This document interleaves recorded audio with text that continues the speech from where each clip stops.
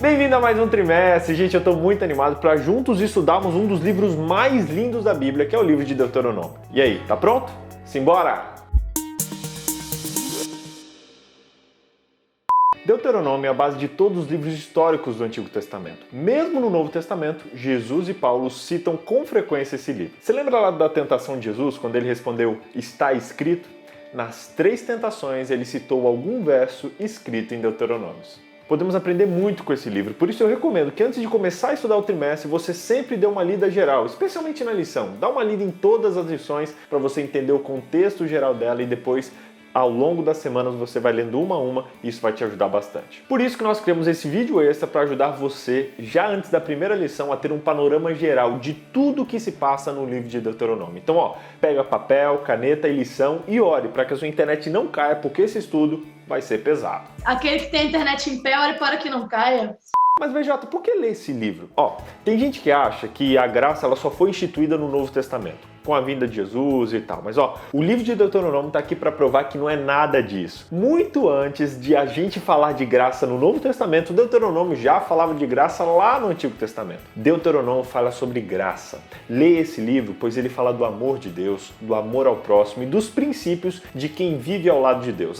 Ele fala também sobre a importância da boa memória e você vai entender isso aí ao longo dos episódios. Você vai entender também que o livro de Deuteronômio ele é extremamente atual. Embora tenha sido dirigido ao povo de Israel, ele é destinado a todos os povos em todas as épocas. BJ, tem o nome do livro. O que significa? Deuteronômio significa segunda lei e é resultado da tradução grega do Antigo Testamento, que é conhecida como Septuaginta, que lá no capítulo 17, verso 18, traz a expressão uma cópia dessa lei e foi traduzido como segunda lei. Daí o nome do livro ficou Deuteronômio, que significa uma segunda lei. Gente, infelizmente esse não é o nome mais adequado, porque esse livro ele não fala de uma nova lei, mas sim de sermões de Moisés explicando a lei que já havia sido dada ao povo. O título em hebraico significa literalmente estas são as palavras, o que é muito mais adequado, porque esse livro mostra as palavras de Moisés ao povo de Israel, explicando especialmente o conteúdo da lei que eles tinham recebido. Abrindo um parênteses aqui, havia um costume naquela época dos hebreus de nomear o livro com as primeiras palavras dele. Se você olhar lá em Deuteronômio capítulo 1, verso 1,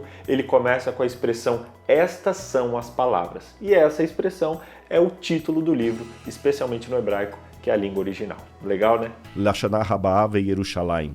Um teólogo chamado Brown, ele afirma que o melhor título para esse livro é o título que a Bíblia tailandesa chama, que é Explicação da Lei. Isso porque Deuteronômio é uma explicação da lei que já havia sido dada ao povo de Israel e que já estava registrado em outros livros. Lembrando que a lei havia sido dada 40 anos antes de Deuteronômio ser escrito, lá no Monte Sinai. E essa geração a quem Moisés fala os sermões desse livro não é a mesma geração que recebeu os 10 mandamentos lá no Sinai. Não. Por isso que ele relembra e comenta a lei para eles. Deuteronômio contém paralelos com o livro do Êxodo, que você pode conferir depois nesses versos que eu deixei aqui do lado. Dá um print aí e dá uma conferida na sua Bíblia depois. BJ, e quem foi o autor desse livro? Teólogos liberais dizem que não foi Moisés que escreveu. Como assim? Isso porque o livro de Deuteronômio tem uma linguagem moderna e também porque esse livro narra a própria morte de Moisés. Só que, no entanto, o livro diz que foram palavras de Moisés. É dito que foi Moisés que escreveu. Outros textos também mostram que Moisés foi quem colocou essas palavras e a maioria dos teólogos acredita nessa tese. Aí você pergunta, BJ, mas como Moisés ia narrar sua própria morte? Olha, os teólogos assumem que durante as traduções alguém pode ter acrescentado alguns detalhes, como por exemplo a morte de Moisés, com o objetivo de enriquecer esse texto. O importante é a gente saber que esses pedacinhos eles são pequenos e não influenciam na mensagem e nem no contexto geral do livro. Por isso, leia Deuteronômio sabendo que Moisés o escreveu e que também é a mensagem de Deus para você. Na verdade, é um presente de Deus para você. É um presente de um amigo que ama muito você, tá bom? Leia Deuteronômio. Ai, que lindo! Com prazer!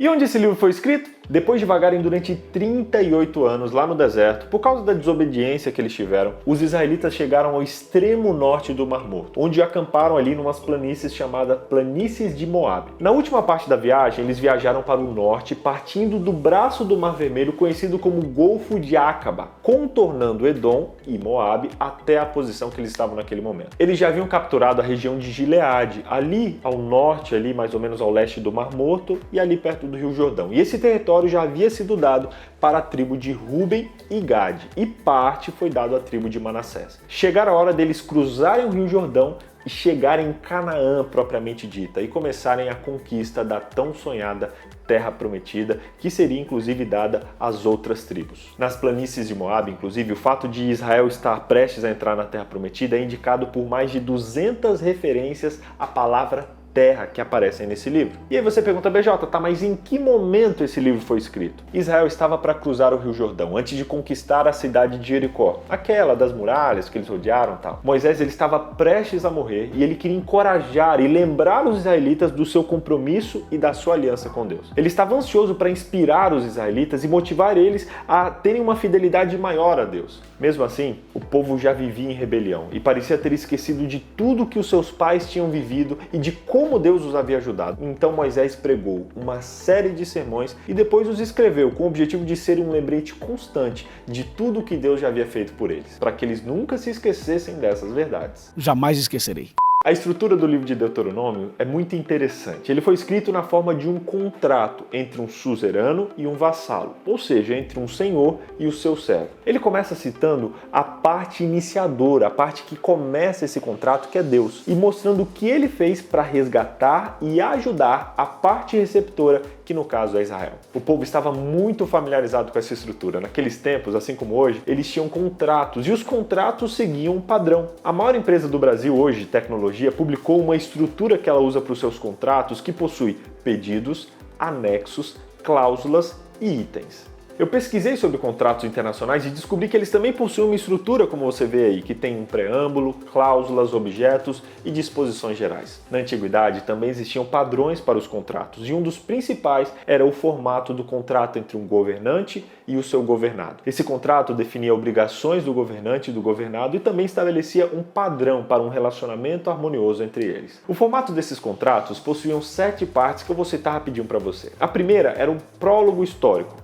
que eles reviam o relacionamento que o governante tinha com seus súditos. A segunda eram as estipulações básicas, que eram especificações ali dos princípios gerais que deveriam guiar o comportamento. Terceiro, eram estipulações detalhadas, expandindo algumas das regras que eles tinham que seguir. Quarto, eram as cláusulas do documento, apelando e ratificando os próprios sujeitos que deveriam ser cumpridos. O quinto ponto era as bênçãos, mostrando os benefícios que o governante oferecia para os governados se eles fossem fiéis. O sexto eram as maldições, explicando as punições devidas às pessoas que violassem as estipulações do tratado. E o sétimo ponto era a recapitulação, que resumia todo o tratado. Olha, se você olhar o livro de Deuteronômio, ele se encaixa perfeitamente nessa estrutura. O próprio formato desse livro tinha uma mensagem muito importante para Israel. Essa nação tinha como governante não um tirano humano, mas o próprio Deus. Eles não tinham necessidade de um rei humano em Israel, porque o próprio Deus era o rei deles. O Deus deles fez o contrato como governante daquele povo. Eles não tinham necessidade de um líder militar, porque Deus iria liderar, proteger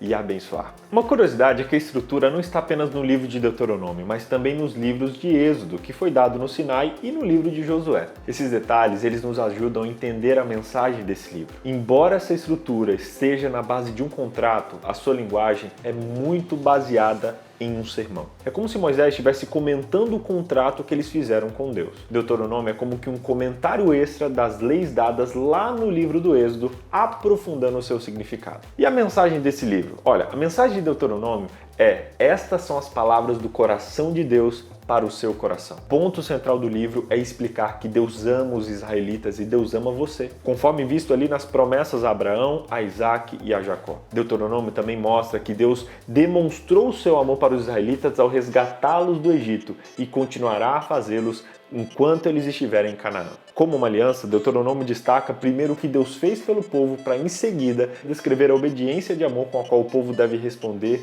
como forma de gratidão. Os israelitas devem responder ao amor de Deus acreditando que Ele pode fazer qualquer coisa por eles, até mesmo vencer os inimigos terríveis da Terra Prometida. Os 3 principais temas de Deuteronômio são amor, coração e vida. Moisés ordena ao povo que ame a Deus de todo o coração, de toda a sua alma e de toda a sua força. Uma declaração que Jesus mais tarde vai chamar de o maior de todos os mandamentos. Ele conta uma história de graça, a graça de Deus em ajudar o seu povo que estava decidido a rejeitá-lo. E olha, essa graça é mais uma razão para a gente responder com obediência. Essa obediência ela flui de um coração cheio de amor e gratidão pelo fato de já ter sido salvo e não para ser salvo. Resumindo então, primeiro, Deuteronômio foi escrito por Moisés. Segundo, Deuteronômio foi escrito nas planícies de Moabe. Terceiro, Deuteronômio fala sobre graça, amor e obediência. Quarto, Deuteronômio tem uma estrutura de um contrato. Quinto, Deuteronômio foi escrito para os israelitas e para nós hoje também. No reinado de Josias, o livro da lei foi descoberto no templo e gerou ali uma grande revolução e um reavivamento. Embora pudesse ter sido todo o Pentateuco, os 5 primeiros livros da Bíblia, é bem provável que o livro que ele encontrou